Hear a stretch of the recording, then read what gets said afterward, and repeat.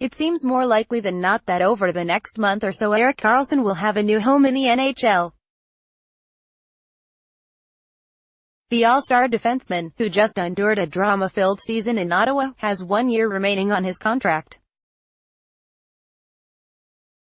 The Senators will be able to negotiate and offer an extension with Karlsson beginning July 1, but based on the team's previous efforts to shed payroll, mixed in with the mega money, Karlsson is due to make, mixed in with the very obvious tension created through public comments made by both parties this season, a trade seems like it's in the cards. It's rare a player of Karlsson's caliber is included in a deal, but not unheard of. But it's obvious what the Senators will be looking for, a combination of high picks and top-end prospects, the type of package that will help them to begin to rebuild for the future. Golden Standard, how Vegas became the most successful expansion team in sports history. So while PK Subban may be the most comparable player traded in recent memory, it doesn't seem logical for the Senators to seek a one-for-one type deal when moving Karlsson. But there are some previous moves that have at least set precedent for the Senators in terms of what they can realistically seek, especially when it comes to, if this player was worth X, then Karlsson is worth X too, because if Ottawa is unable to move Karlsson before the 2018-19 season starts, they run the risk of losing power at the negotiating table with another team, or even playing out the season with Karlsson on the roster, and then having him walk in the summer of 2019 for nothing. As it already stands, it's difficult to imagine the Senators getting onto any phone call holding the upper hand, with the writing on the wall that Karlsson won't re-sign with the club, and Ottawa already having unsuccessfully tried to move him prior to the 2018 deadline. June 26, 2018, the Rangers trade Ryan McDonagh and JT Miller to the Lightning for Lieber Hayek, Brett Howden, Vladislav Nemestikov, a first-round pick, a conditional second-round pick. To gauge specifically what McDonagh garnered in this trade, simply remove Miller and Nemestikov, leaving two top prospects, a first-round pick, and a conditional second. That would have become another first had Tampa won the Cup. That still leaves a pretty good bounty for a player who, contractually, was a pretty similar boat as Karlsson. The Lightning got the remainder of the 2017-18 season with McDonagh, and will presumably get all of next year before his current contract expires. General manager Steve Yzerman dipped his toes in the water to try to pry Karlsson out of Ottawa, but ended up landing on McDonagh. Does that Yzerman was unwilling to pay the asking price for Karlsson? If so, that would mean that Dorion is expecting more than two blue-chip prospects, and two high-draft picks. It wasn't like the condition was a throwaway on the second pick included for McDonagh, considering the Lightning were Cup favorites leading up to the trade deadline. There's no doubt Karlsson is a better defenseman than McDonagh, and should, by the non-existent transitive property in sports, fetch more in a trade. November 5, 2017, the Avalanche trade Matt Duchene in a three-team deal, acquire Andrew Hammond, first-round pick, second-round pick, third-round pick, Samuel Girard, Shane Bowers, and Vladislav Kamenev. While there was a prevailing sentiment that Joe Sakic sat on his hands for way too long and was bound to get a watered-down return for Duchene, the Avalanche ended up getting a king's bounty.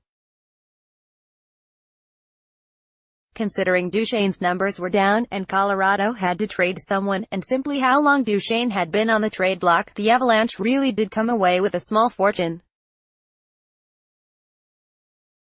The picks are the picks, and though the Predators' second-round selection is going to be late in the second round, they still got a first and a second, which is nothing to scoff at. Samuel Girard seems like a legitimate top-four defenseman, and Shane Bowers was taken in the first round, and still stewing at Boston University. NHL Free Agency 2018, top 10 UFA defensemen. That the Nashville Predators were also involved in this deal. They acquired Kyle Turris from Ottawa, helped Sakic recoup more total assets, but considering Dorion was directly involved in this trade, it should give him a pretty good sense of what he has to gain. It's not apples to apples because Duchesne plays a different position, but is essentially the same age as Karlsson, 8 months his junior, and, again, Karlsson is unquestionably a better player. June 26, 2015, the Bruins trade Dougie Hamilton to the Flames for a first and 2 second-round picks. Hamilton had just turned 21 when this trade was made, and had 3 years of NHL experience under his belt. He certainly was at a different phase of his career than Karlsson currently is, but the former first-round pick had a bright future ahead of him. And since making the move to Calgary, Hamilton has certainly fulfilled on that promise. It seems like an inevitability that any trade involving Karlsson will see a first-round pick going back to the Senators, likely with another draft selection in the first 3 rounds.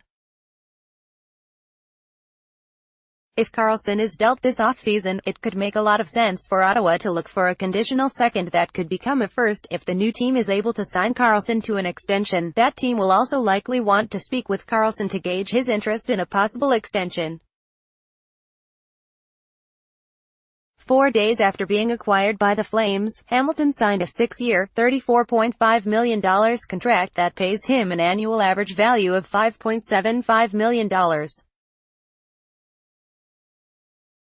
It's hard to envision Karlsson immediately signing if he's traded in June or July, but Calgary obviously had a pretty good sense they could agree to terms with Hamilton, who wasn't signed for the 2015-16 season when they acquired him. Stanley Cup Final 2018. After miraculous run, Golden Knights face even more interesting offseason. Karlsson very well may land on a new team and play out the entire season without an extension, which could further complicate how much a rival team is willing to give Ottawa, knowing it could be a 1-year rental.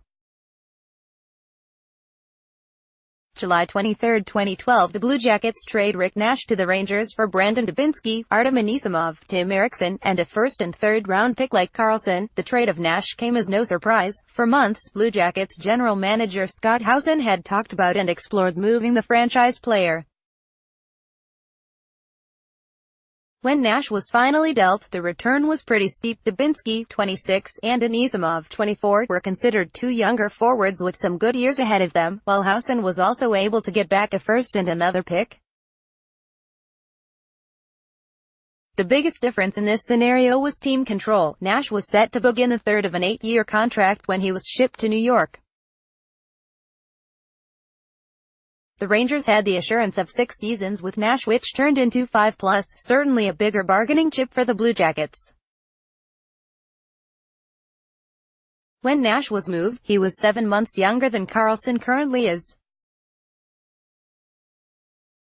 He also had scored at least 30 goals in 7 of his prior 8 seasons, including 2 40-goal campaigns. While he never consistently scored at that same level in New York, he was a pretty surefire commodity prior to the trade. That's the risk you run acquiring a player heading into his age 27 season, though. The Senators will surely look for younger players in a package, not 2 in their mid-20s. The basic framework could be a pretty good roadmap for Dorion though, 2 or 3 players with 2 picks. The reality is, none of these are perfect comparables. Duchesne really fetched a fortune and, even with the term remaining on his deal when moved pretty much 2 full seasons, it's hard to argue Karlsson isn't worth more. But with that being said, it's also hard not to discount the footing Ottawa has lost in how the last 8 or so months have played out. Which leaves us where the Senators currently are. Dorion has said he won't trade Karlsson during the NHL draft, and the Senators already own the 4th pick. They also ran a major risk in keeping that selection, electing to instead send their 2019 first to Colorado as part of that Duchesne trade. Ottawa had the option of choosing the year. It seems hard to imagine Karlsson not getting traded in the next 3 weeks, but to where, and for what, very much remain to be seen.